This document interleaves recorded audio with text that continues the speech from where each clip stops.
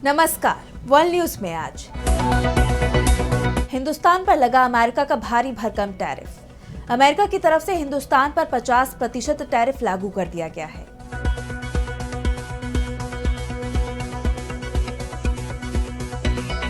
Trump की तरफ से कहा गया कि हिंदुस्तान रूस से तेल खरीद रहा है, इसलिए उस पर अतिरिक्त टैरिफ लगाया गया है। पहले ही कहा जा रहा था कि हिंदुस्तान और अमेरिका के बीच व्यापार समझौता हो जाएगा और अतिरिक्त टैरिफ शायद टल सकता है, लेकिन अब हिंदुस्तान पर 50% अमेरिकी टैरिफ लागू कर दिया गया है। वैसे ये खबर भी आ रही है कि इस टैरिफ के लागू होने से पहले भारत और अमेरिका के बीच 2+2 की वार्ता भी हुई। इस पर हम करेंगे विस्तार से चर्चा, लेकिन आइए जरा उन खबरों को भी देख ले जिन पर आगे होगी बात। ईरान ने इजरायल को दी चेतावनी, अगर हमला किया तो दिया जाएगा सख्त जवाब। खामेनेई बोले अमेरिका को भी सिखाया सबक। रूस और यूक्रेन के बीच सीज फायर की संभावना कम, ट्रंप के दूत ने भी मान ली हार, जेलेंस्की शांति वार्ता को तैयार।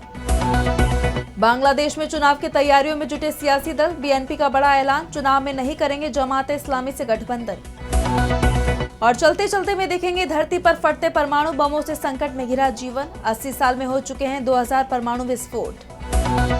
इन सभी खबरों पर हम विस्तार से करेंगे बात, लेकिन पहले एक नजर हेडलाइंस पर। इमरान खान का पाकिस्तान आर्मी चीफ पर हमला, असीम मुनीर पर देश को बर्बाद करने का लगाया आरोप, क्रिकेट बोर्ड के पूर्व अध्यक्ष मोहसिन नकवी से की तुलना।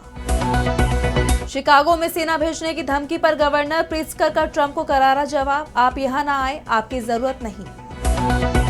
काजी की तूफान ने मचाई तबाही, वियतनाम थाईलैंड में आफत की बारिश, बाढ़ और भूस्खलन से जनजीवन प्रभावित, 8 की गई जान। डोनाल्ड ट्रंप का बड़ा दावा, मैंने कांगो में युद्ध खत्म करा दिया, स्थानीय लोगों ने दावे को बताया झूठा। आखिर अमेरिका ने हिंदुस्तान पर 25% का अतिरिक्त टैरिफ लागू कर ही दिया। इस तरह से अब हिंदुस्तान पर अमेरिका का टैरिफ बढ़कर 50% हो गया है। अमेरिका के राष्ट्रपति डोनाल्ड ट्रंप का कहना है कि उन्होंने हिंदुस्तान पर यह अतिरिक्त टैरिफ रूस से तेल खरीदने के लिए लगाया है, क्योंकि हिंदुस्तान रूस से तेल खरीद रहा है। रूस इससे कमाई कर रहा है, तेल के बदले मिले पैसे से हथियार बना रहा है और उन्हें यूक्रेन के खिलाफ इस्तेमाल कर रहा है।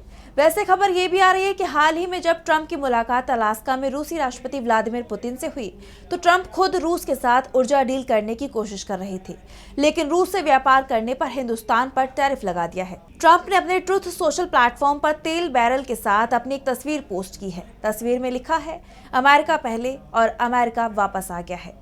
अमेरिका के टैरिफ के असर को कम करने की कोशिश हिंदुस्तान की तरफ से की जा रही है, लेकिन ये तय है कि इसका असर जरूर दिखाई देगा। अमेरिका के टैरिफ से हिंदुस्तान में टेक्सटाइल, जेम्स एंड ज्वेलरी, झींगा, कालीन, फर्नीचर, कम मार्जिन वाली वस्तुओं के निर्यात पर सबसे ज्यादा असर दिखाई देगा और ये असर दिखना शुरू भी हो गया है। अब भारत के ये उत्पाद अमेरिकी बाजार में महंगे हो जाएंगे।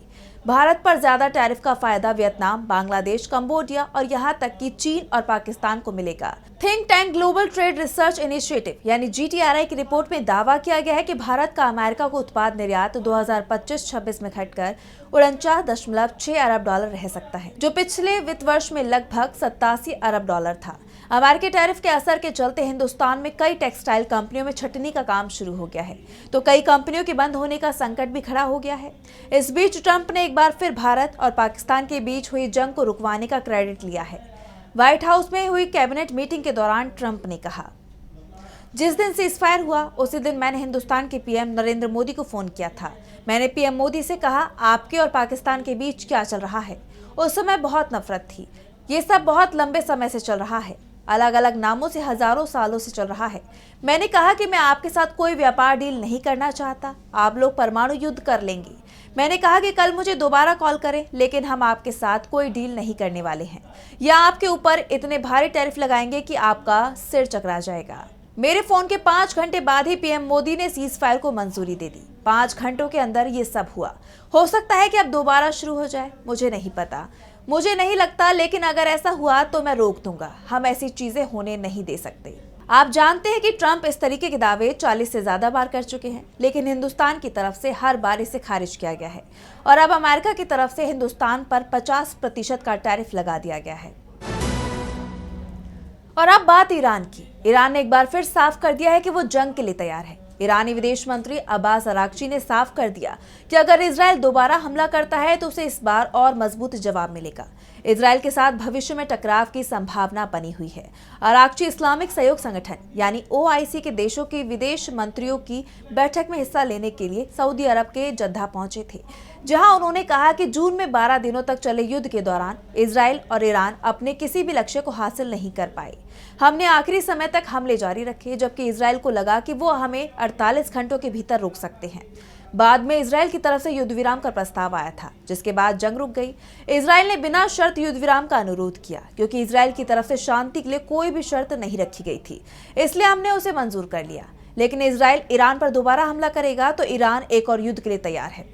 इजराइल को इस बार और भी कड़ा जवाब मिलेगा। दूसरी तरफ ईरान के supreme leader Ayatollah Ali Khamenei ने इजराइल के साथ लड़ाई में अपने देश की जीत का दावा किया है। खामेनेई ने कहा कि ईरानी हमलों से इजराइल घुटनों पर आ गया और सीज फायर के लिए मजबूर हुआ। अली खामेनेई ने अपने संदेश में कहा, मैं महान राष्ट्र ईरान और उसके लोगों को बधाई देता हूँ। ज़ायोनी शासन अपने सभी शोर और दावों के बावजूद तेहरान के मिसाइल हमलों के सामने हार गया।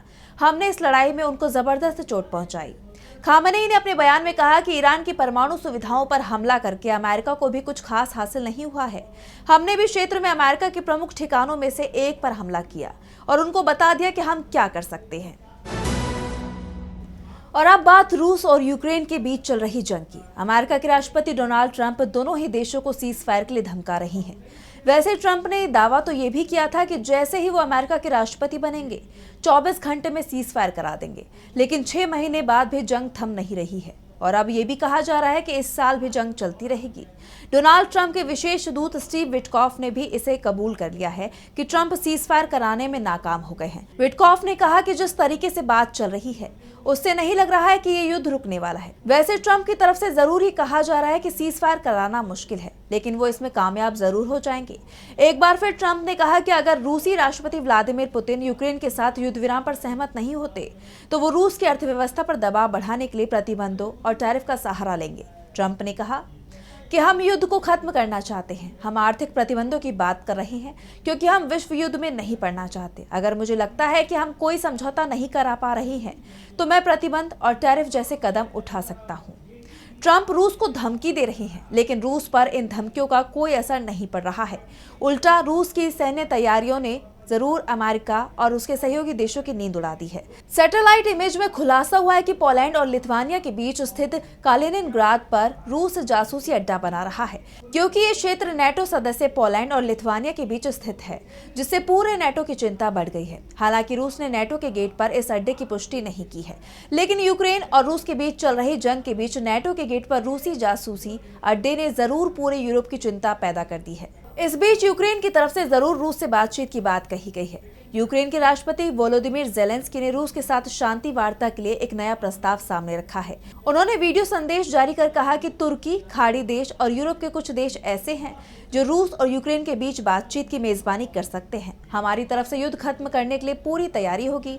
ज़ेलेंस्की लगातार पुतिन से सीधी बातचीत की मांग कर चुके हैं, लेकिन रूस बार बार ये कहता रहा है कि बातचीत का कोई एजेंडा तय नहीं है। और दूसरा, ज़ेलेंस्की से बात तो कर ली जाए, लेकिन उनका कार्यकाल पहले ही खत्म हो चुका है। रूस ज़ेलेंस्की को अधिकृत राष्ट्रपति नहीं मानता है। ऐसे में रूस और यूक्रेन की जंग रुकते नहीं दिखाई दे रही है।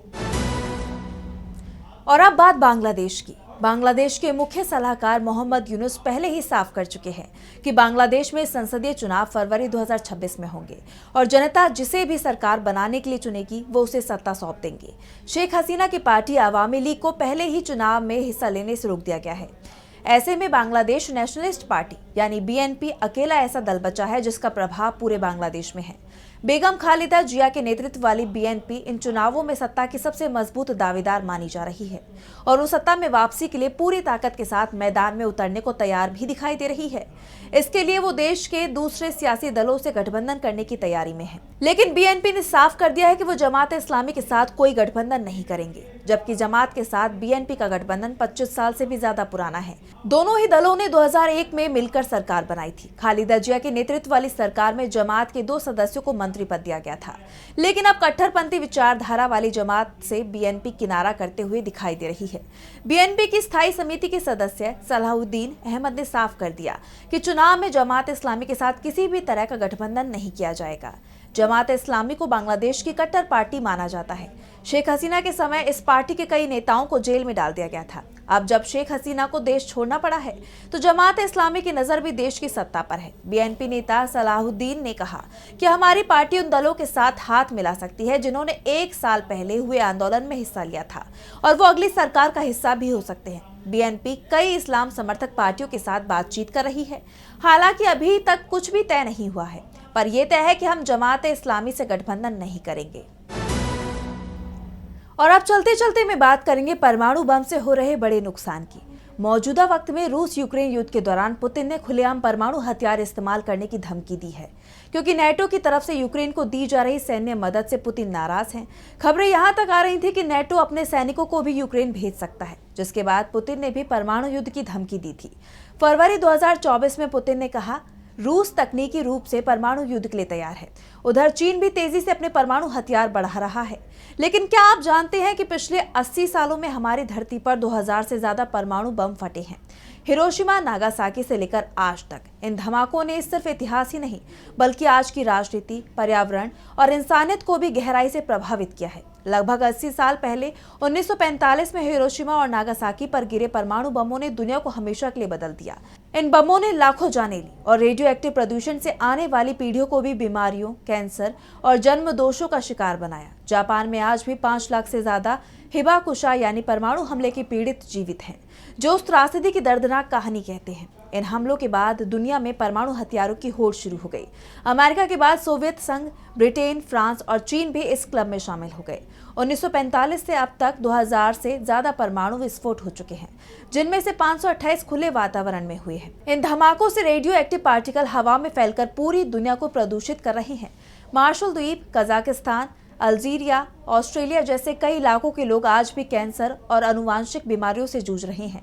जानकारों का मानना है कि इन परीक्षणों से निकला रेडियो एक्टिव फॉलआउट इंसान की सेहत के लिए एक बड़ा खतरा है। परमाणु युग ने हमें एक ऐसे मोड़ पर लाकर खड़ा कर दिया है जहां इन हथियारों को सिर्फ ताकत नहीं बल्कि पूरी मानवता के लिए खतरा माना जा रहा है। परमाणु हथियार से पूरी तरह छुटकारा पाना मुश्किल है, लेकिन नामुमकिन नहीं। इसके लिए दुनिया भर के देशों को एकजुट होकर काम करना होगा।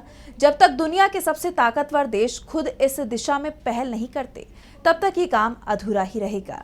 तो फिलहाल के लिए वर्ल्ड न्यूज में बस इतना ही। देश और दुनिया की तमाम बड़ी खबरों के लिए देखते रहिए डीबी लाइव। नमस्कार।